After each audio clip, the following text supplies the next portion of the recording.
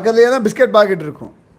இந்த தான் எடுத்து கொடுக்காது. அது கடிச்சதை கொடுக்கும் பாருங்க, அதுதான் ருச்சி.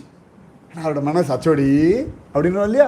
அந்த அச்சோடி எப்படா வரும்னா, அது தான் சாப்பிட்றத தான் அனுபவிக்கிறத ஆசையோடு நமக்கு கொடுக்கறது பாருங்க, அது தானே அச்சோடி அப்படின்னு. அது நம்ம மனசு எவ்வளோ குதூகலமாக வாங்கி கொடுத்ததே நாம தான்.